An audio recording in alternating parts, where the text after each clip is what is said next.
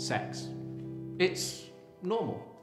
Sexual experimentation, casual hookups, friends with benefits type sex, whatever feels good between consenting adults, just make sure you're doing it safely and go for it. It's all normal. Or so goes the message that our sex-saturated society screams at us from every movie, every sitcom, every magazine and billboard. And so we're convinced. The masses believe it. You'd be considered archaic for considering otherwise. There's safety in the crowd. How easy is it to simply assimilate into the culture around us? There's no need to question it. Everyone's doing it. It's normal. But what happens when normal doesn't work out quite as we'd hoped? What happens when normal ends up in hurt, guilt, shame, confusion, remorse, disease, unwanted children, damaged relationships, and broken lives? Suddenly, normal doesn't look so great. But what if that normal was never the plan for sex? What if our sexual liberty is actually sexual slavery? And what if in all our sexual exploration we're actually experiencing it in a diluted form, subpar, not quite the amazing thing it was supposed to be? Intimacy.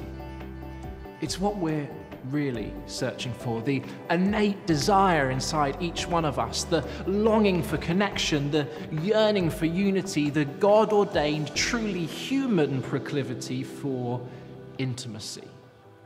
But because we've watched the sitcoms, we've read the glossy magazines, we've seen the rom-coms at the cinema, we believe that if we can experience great sex, if we can deliver great sex, then this will lead to the great intimacy we've been promised.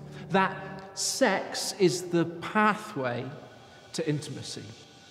And so, sex has become our Google search engine for intimacy. If we search for long enough, if we have sex enough times and with enough different people, eventually we'll get a hit. We'll find that connection. It might take me a few times with a few different people, but eventually I'm going to find that intimacy I long for. But what if that's not how sex was meant to be? What if sex was meant to connect us in a way that should never be disconnected?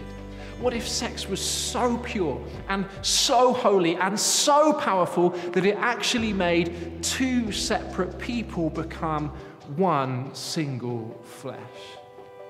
Jesus said it like this: "For this reason, a man will leave his father and mother and be united to his wife, and the two will become one flesh." So they're no longer two, but one flesh. Therefore, what God has joined together, let no one separate. What if separation was never a part of the plan?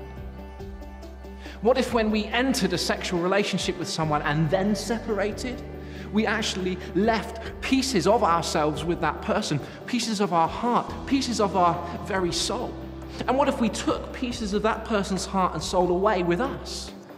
And what then if each time we entered a new sexual relationship after the last, we found it harder to connect, more difficult to unite?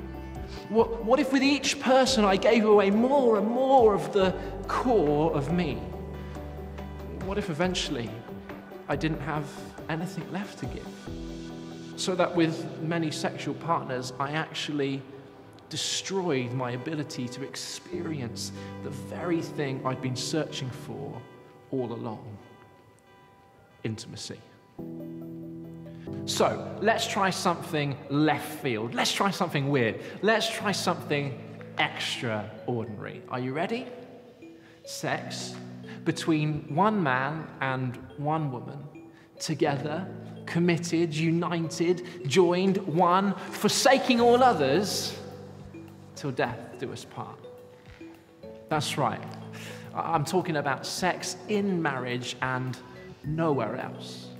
Perhaps you've heard of that idea before, but maybe you thought it was dead. consigned to our frigid history, left in the dark ages where it belongs, replaced by our more enlightened and liberated sexuality. But what if that's how sex was always meant to be? What if that idea for sex was something so beautiful, so perfect, so flawless in its design that we've only damaged it and ourselves in an attempt to satiate our sexual appetite? What if sex isn't the pathway to intimacy after all? What if purity is the pathway to intimacy? So, here's the coda. Perhaps you feel it's too late for you.